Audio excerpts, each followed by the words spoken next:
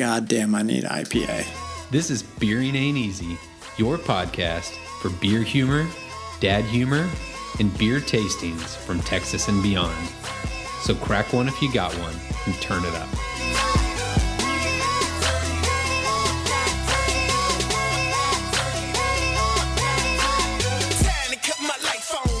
All right, everyone. Welcome to Beering Ain't Easy with Adam and Drew, episode 37. All right, y'all. Today is a very special day for the Beering Ain't Easy podcast. The day that we have officially made it. We have secured an interview with a head brewer of an actual brewery, and that brewery is the Nook Brewing Company in Broken Arrow, Oklahoma, and that head brewer is Alex Foster. A moment of silence, please. So just to try to make this podcast a little more legitimate, we thought we'd bring someone with some actual beer knowledge and give them a chance to talk about their beer. To enlighten us and our audience. So for those of you not from Oklahoma, Broken Arrow is kind of near Tulsa and also not too far away from my hometown of Fort Smith, Arkansas. And for those of you listening, you may notice that Alex, the head brewer, looks and sounds a lot like our friend of the show, Ryan. And there's a reason for that. They are twin brothers.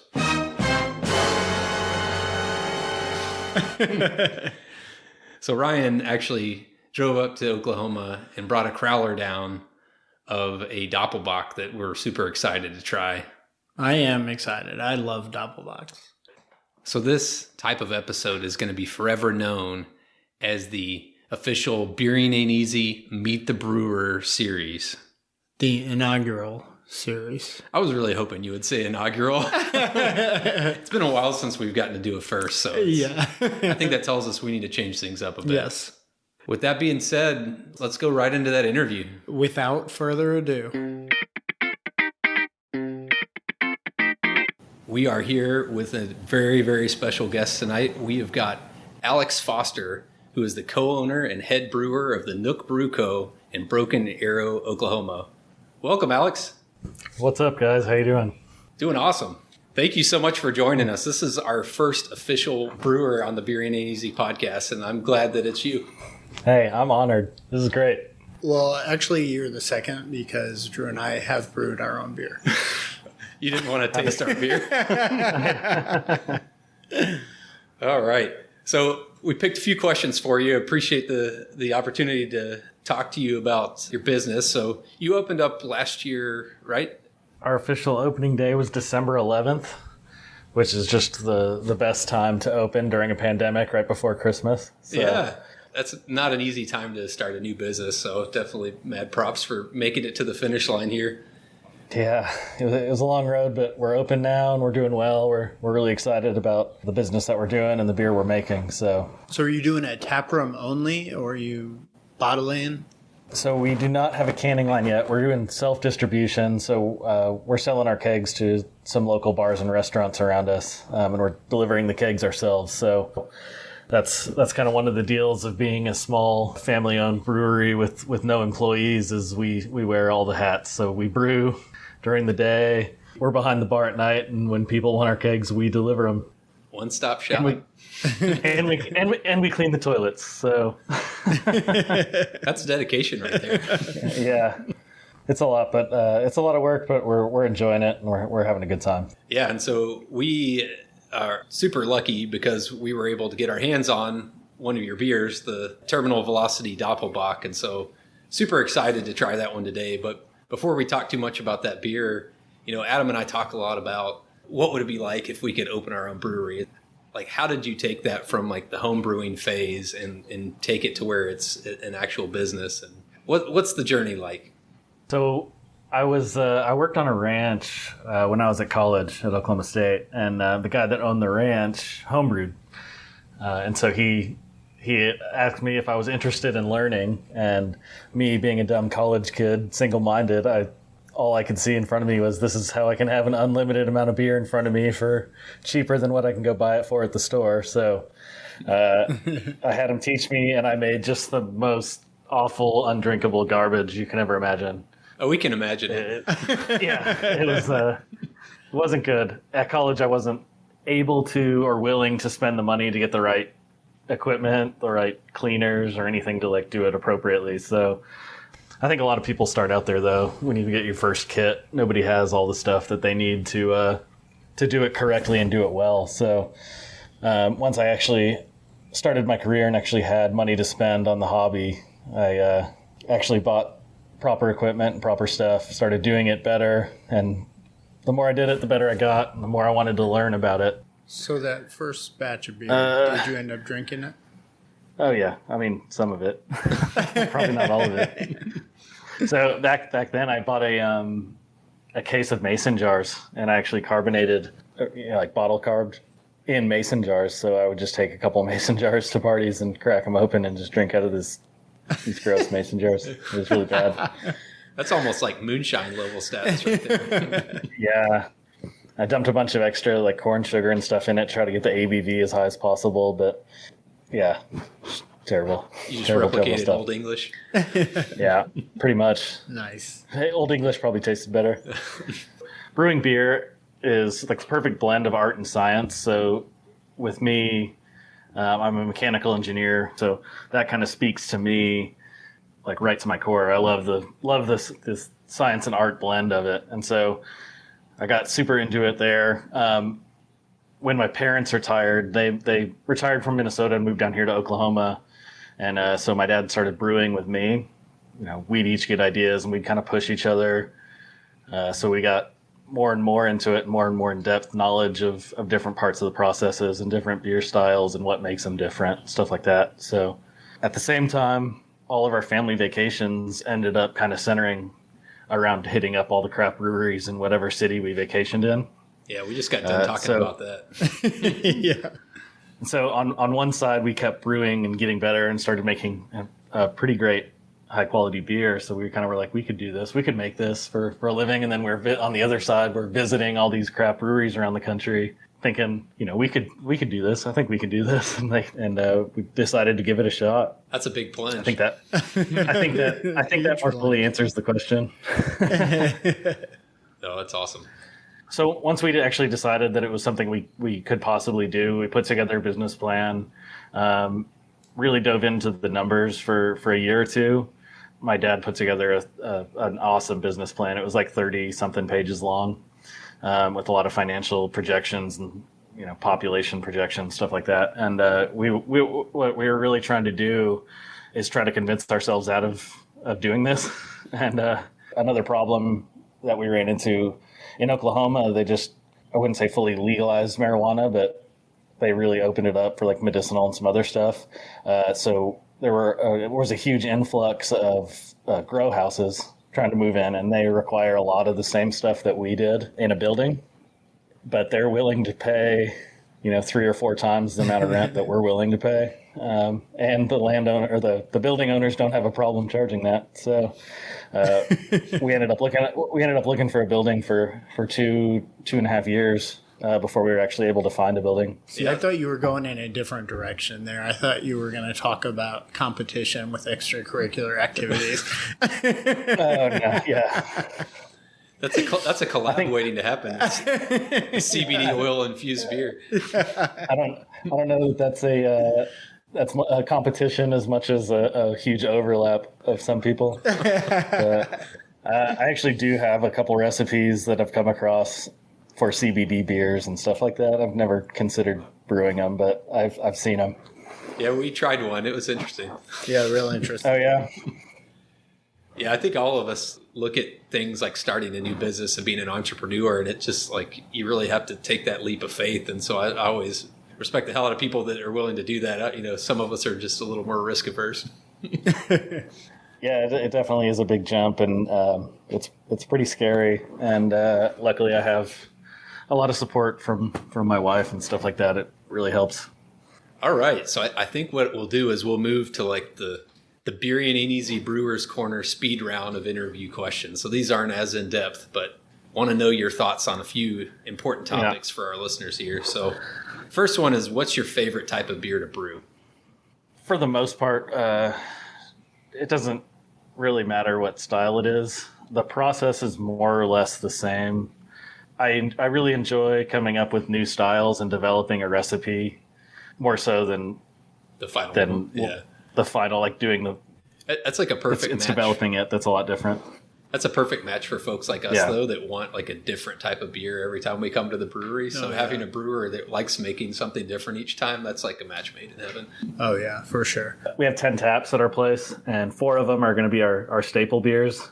Air quotes Kolsch and Off Kilter Scotch Ale are going to be our 2 just mainstay staples, and then we will always have a seltzer and always have an IPA. We'll rotate kind of this, like the flavor of each, and then all the other 6 will be constantly rotating depending on seasonal or whatever we want to try to throw out there. So is the process of making a seltzer similar to the process of making a beer? Completely different. Okay. That's what I was... In one shot, it is the most simple thing to make, but it can be the most complicated thing to make. Really, all you're doing with a seltzer is mixing a sugar wash and a yeast. So, like for ours, we use dextrose, which is powdered corn sugar, and a white wine yeast. So really, all you do is you just dump a bunch of corn sugar into water and boil it for about 5 minutes, and then cool it and throw yeast into it. And that's why it's very simple. The problem is making a good seltzer is a lot more complicated than that. And I can get into a lot of the details of why, but I don't know that you guys care. It's only because we don't like seltzers.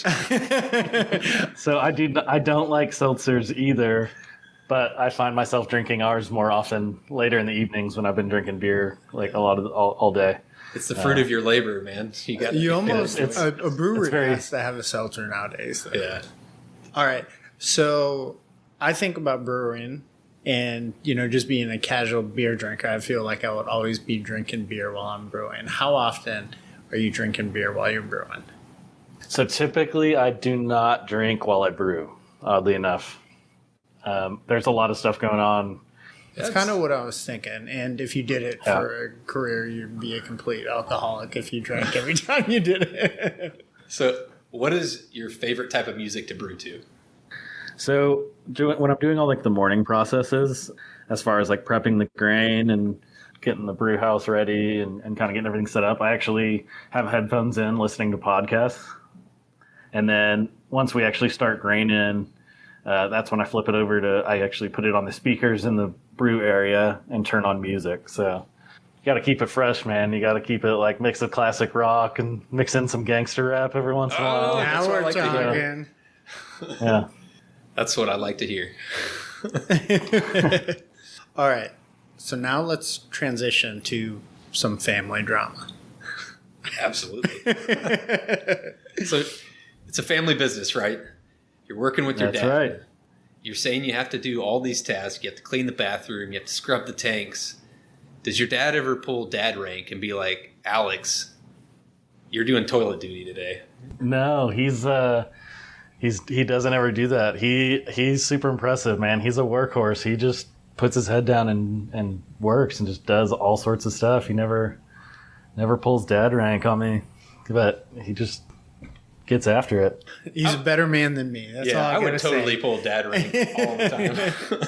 So the only thing is when we have to crawl inside of tanks to get to something, that's always me. Yeah. I don't think it was ever on the table. He didn't have to pull dad rank. It was never even questioned by me. But Nice. All right. So moving on to the next question. So we've heard that some brewers hate Untappd because amateurs like us don't like a beer and we give it a poor rating, even if it's a good beer of that type and we just don't like that type of beer. What is your stance on Untappd? so I used to check in all my beers and rank all my beers on Untappd. And now that we own a brewery, I have opened Untappd to actually rank a beer once in the past 6 months. I'm not against it. It keeps people engaged and it's great, but I don't want to see what people are ranking our beers because I'm just gonna.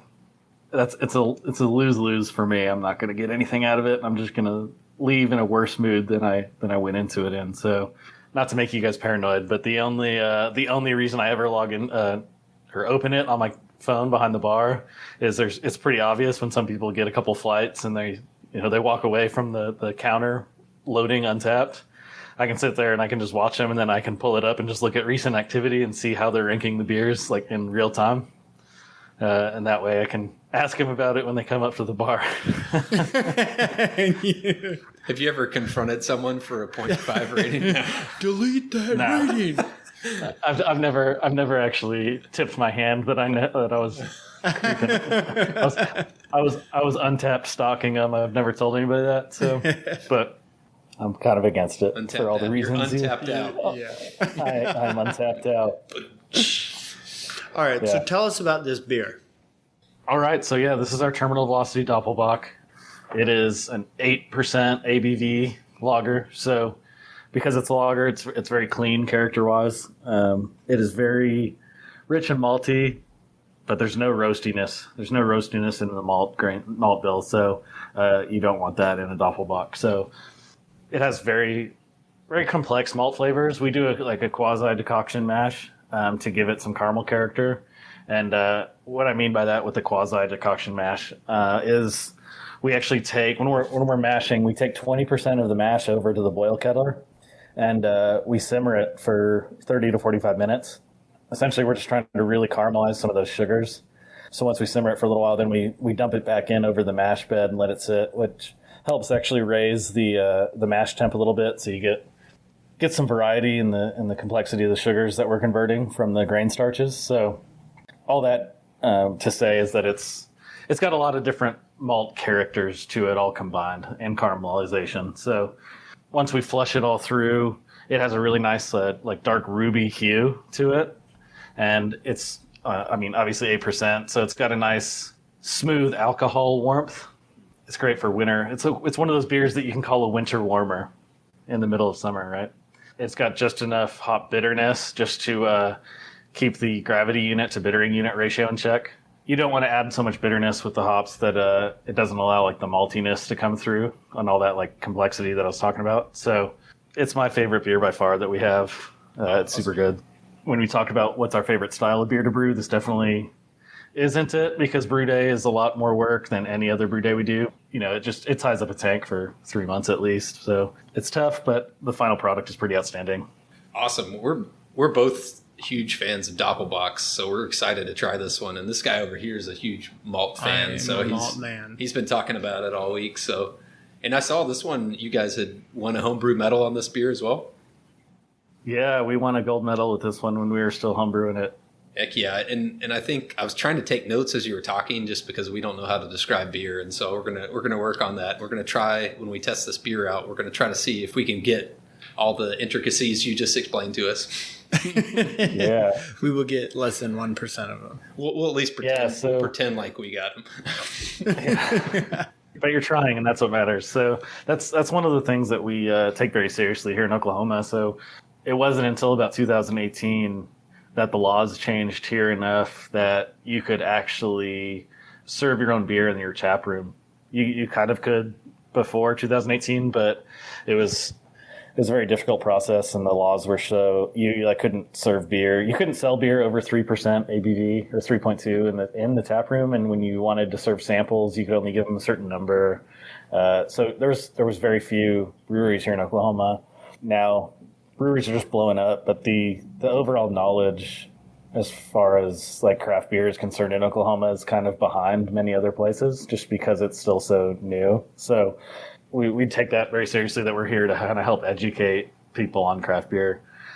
We get at least 2 or 3 a night that come in and they're like, I only drink Michelob Ultra. What do you have that's like that? And Nothing. Pretty much we have to tell them nothing. But here's what we got. That's a very good introductory beer for you. And we throw them the Kolsch. We actually throw them the Kolsch and the Saison usually. We let them try a little splash of both.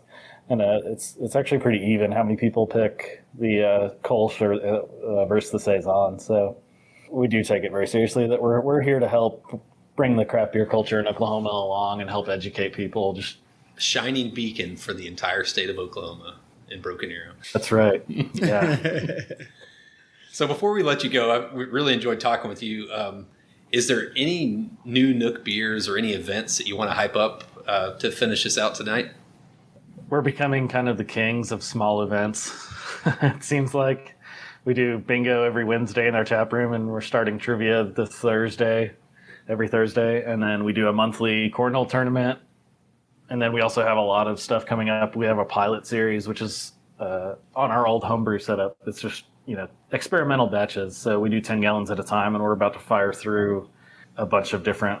There's a hazy fermenting right now, and then we're going to do a milkshake IPA, and then we're going to do a seltzer smoothie where we brew a very high ABV seltzer, and then we blend it with a fruit puree, and we're actually trying to get our hands on a slushy machine so we can do like a frozen fruit smoothie, but it'll be like 6% ABV hopefully. So you're going to get weird with it, huh? Oh yeah. And then we're going to do it's called like an Ube lager. It uses ube, which is like a purple sweet potato. We're going to throw that in with the mash, and it should make it like a lavender colored beer. I think there's a couple breweries in Houston that are doing that. It's just total Instagram bait. Oh yeah, so, we know about that Instagram life. Yeah, I'm not above it. So, and then it's going to start getting colder pretty soon. We're going to start getting into the fun pastry stouts and stuff like that. I can't wait. And then we're going to try to start a barrel aging program. And then we're hoping to have a canning line by the end of this year, so we can actually start getting in a lot more like liquor stores and stuff like that. Oh heck yeah! Yeah, awesome. There's a lot of growth in front of us, hopefully, but we've only been open 6 months, coming up on 7 months. We'll get there. Everything's a process. Yeah, from everything I've heard, it's been going really great, and I'm really excited for you. And I can't wait for us to get a chance to make it up to Broken Arrow and check it out for ourselves. Come on up, I'll give you the full tour. Alex Foster, everyone, Nook Brewing Company. Thank you so much for joining us on the podcast today. Yep. See you later. Thank you guys so much for having me.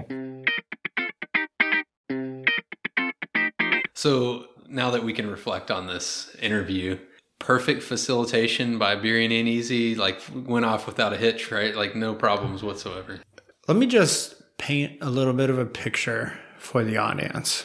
I offered Drew to arrange everything, and I told him I would take the lead in setting up all the IT. Adam's never offered such a thing ever. But Drew said, no, I got it. So we get on the call. We start with a Zoom call. That's a complete flop.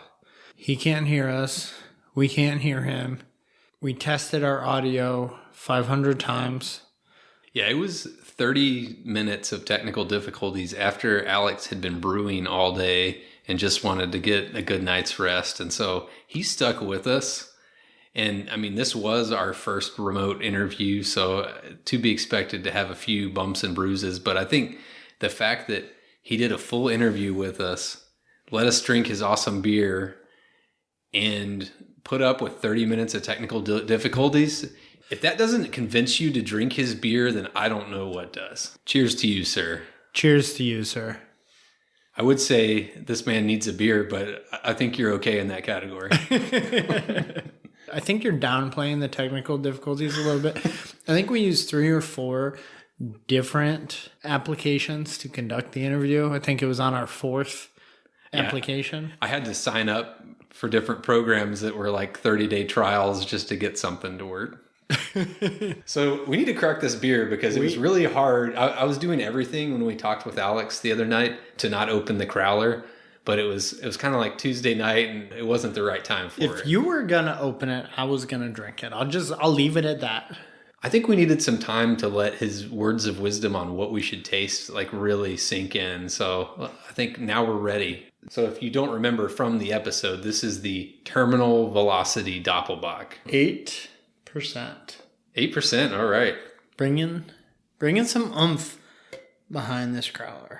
As I'm watching Adam pour this, it's got a very beautiful looking color to it.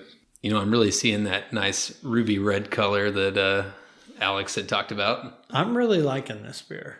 Adam was just saying just a second ago, he's like, man, it really isn't roasty at all, but I never would have picked up on it if Alex hadn't told us so. I never said such a thing.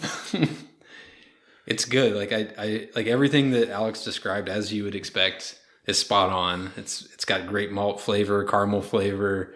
It's got that boozy warmth. Complex caramel flavor. The boozy warmth is really there. It's very tasty. So we've come to a critical point in this podcast. Do tell. Alex said he doesn't like Untappd. Untappd is a core value of this podcast. What is your Untappd rating of this beer? And I'm sorry, Alex. Oh man, I didn't know, after that whole discussion about Untappd, I wasn't sure you were going to come at it. I was perfectly okay closing out without. I had to.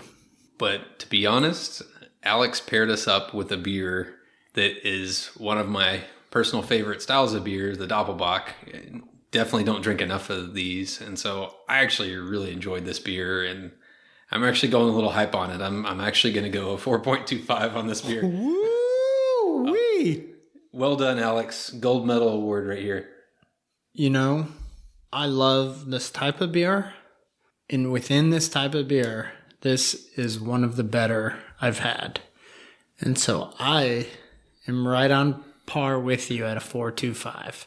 Exceptional maltiness on this beer. We know you love that malt. And that is why you're getting a 4.25.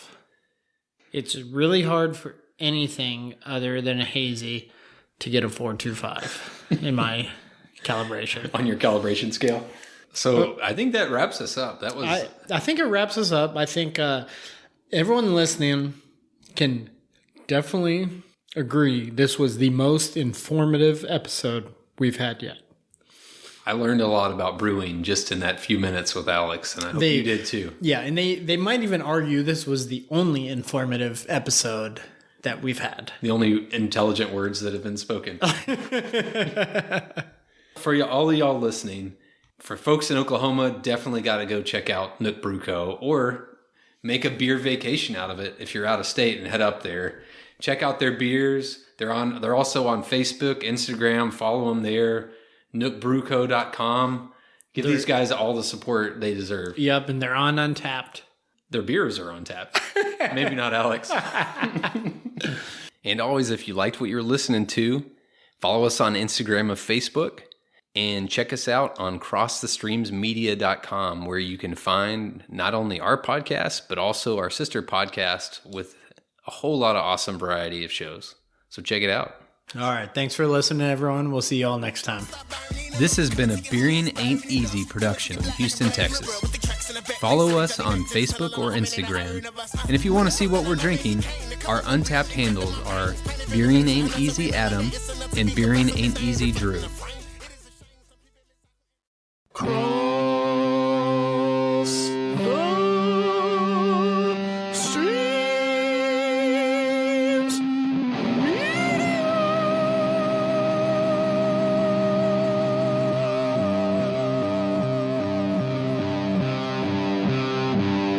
This has been a Cross the Streams Media Podcast.